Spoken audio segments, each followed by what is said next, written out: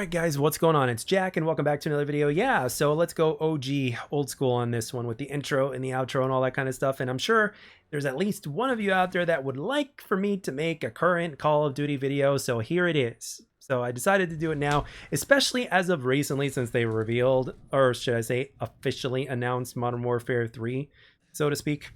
So I wanted to put my own 2 cents on it, and I'm just going to go right off the bat and say, let's save our money this year, shall we? I think we've been ripped off enough by old Activision, and this is their last Call of Duty. So I would say, you know what? Let's not go for this one, because everybody, all the content creators out there, well, the ones that I watch anyway, a handful of them, have basically been saying how this is basically a $70 patch, and they're 100% absolutely right. But I want to go a little bit deeper into this, right? Because number one, I want to go back to what I've said in a previous Call of Duty video. Number one, even if they were to re-release the old Call of Duty, like one of the best Call of Duty videos, or excuse me, games ever made, right? Let's say it was Black Ops 2, COD 4, or the OG Modern Warfare 2, or Black Ops 1, Black Ops 2, whatever it is, right? Your particular favorite classic Call of Duty, right? If they were to, re-release it today, but basically it's with EOMM, don't you think that that's absolutely going to ruin your experience? I mean, anybody who plays Call of Duty multiplayer now certainly knows Call of Duty more than ever before. And I would argue that the only ones that are still playing it, the only ones that still play it, are very well aware of it. But for one reason or another, they are continuing to play it, right? So EOMM at this point is, well, for the super casual person, it's a secret. But for a lot of players, it's no longer secret. Well, not as secretive as it once was, thanks to a lot of content creators out there, especially the one known as Why So Serious, who basically started it all, and then, 8 Thoughts saw him and then shouted him out, and then yada, yada, yada. Now we all pretty much know about it, right? With the whole EOMM system and everything. Both big content creators and small content creators alike have been mentioning it. So it's safe to say that a good portion of us really know what's going on at this point. So number one right there, why in the world would you buy it?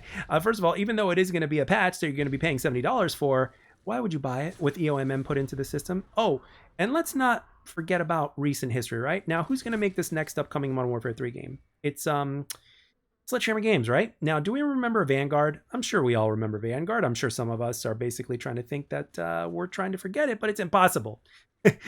For one reason or another. It's very difficult to forget Vanguard. There are a few positives about the game, like combat pacing, but that's quite frankly the only thing I can think of. I know we got a lot of maps at launch for that game, and it was the last Call of Duty game that I played, and I only played it for like a month, and that was it, if that.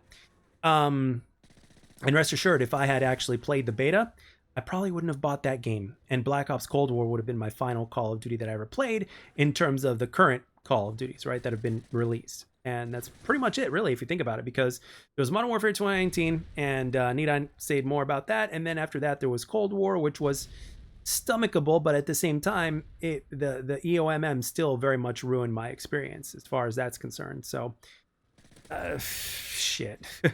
But anyway, let's continue talking about Sledgehammer Games here for a minute, right?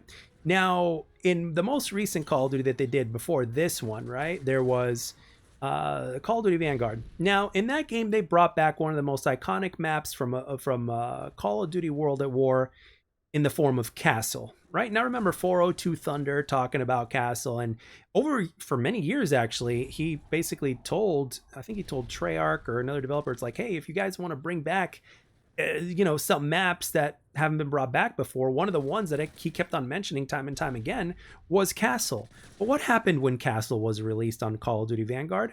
A lot of people were very disappointed. You know why? Because it wasn't the same old Castle. It wasn't exactly a cut and paste, was it? Or a copy and paste, was it? No, no, no.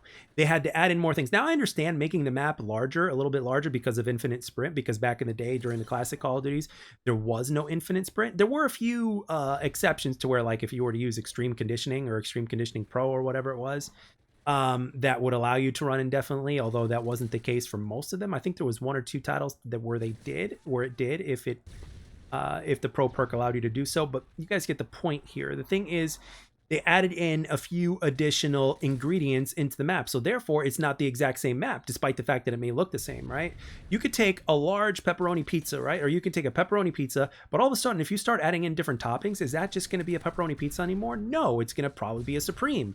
You're going to have your green peppers, your onions, your mushrooms on there, your sausage, your ham, and all that kind of stuff, right? And then and your pepperoni, right? Is that going to be just a pepperoni pizza anymore? No, that's going to be a supreme now. There's a difference why a pepperoni pizza is a pepperoni pizza and a supreme pizza is a supreme pizza, right? The difference is the ingredients that you put in there. So therefore, if you start adding in ingredients on the map, like lines of sight, safe spaces, and shit like that, guess what? It's not the same map anymore, even if it looks the same, like in terms of the art and stuff like that, and bits and pieces of the original castle with stuff added in. It's just not. That's why a lot of people were very disappointed. So who's to say that they're not going to do that again with this new Modern Warfare 3 coming up? What makes you think that they're not going to add in additional stuff in the OG Modern Warfare 2 maps that they're going to bring back for this said game? I mean, even with the red dots, even with dead silence and all that kind of stuff, it's not going to necessarily mean that the game is going to play well, especially with EOMM in there. Okay, and let's not forget, like, remember how I told you how Vanguard released with 20 maps? I think we all know now that the amount of maps don't make it a better game. It could make it potentially a better game, but the thing is, if you give us 20 pieces of crap, I'd rather have like 7 maps in a game and like 1 or 2 of them being pieces of crap. You see what I mean? So ultimately, you know, it's not about quantity. It's about quality, right? A prime example is like the upcoming X Defiant. Sure, there are only 5 game modes at launch.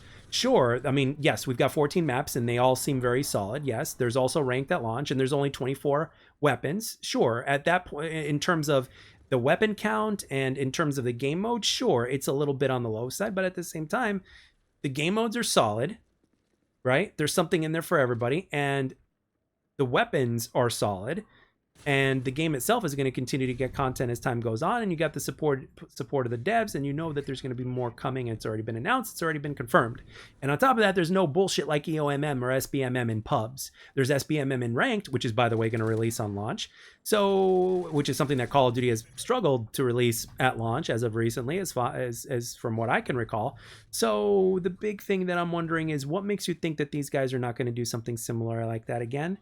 I mean, really, they have no reason not to, especially since it's basically going to be a cut and paste game and how everything is going to be a mess and they're just going to have to glue everything together. So that's basically what it's going to be, guys. Unfortunately, that is the way the cookie is going to crumble this time. So I would say, unless you feel like throwing away $70 for a patch for something that we've asked for a while now, like the red dots on the minimap and all that kind of stuff. Now remember, just because they put all this stuff back in doesn't necessarily mean that the game is going to play better, because everything that revolves around all those elements is going to have to fit in just as well, right? This is one of the reasons why a lot of people didn't like Call of Duty Ghosts. Call of Duty Ghosts had a lot of what we liked, but it also had a lot of what we didn't like. So therefore, the results in terms of the reception from the community was very mixed. You've got some people that like it, and you got some people that hate it. So there you go.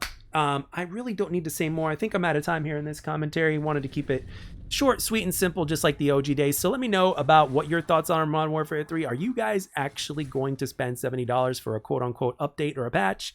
Or are you going to skip out on this one? And have you been skipping out on CODs, or have you been keeping up? Let me know down in the comment section below. Let me know what you think. I hope you enjoyed this once in a very blue moon return to classic Call of Duty jack of all trades, so to speak. And thank you all for taking the time to watch and or listen, and I'll catch you guys on the next one.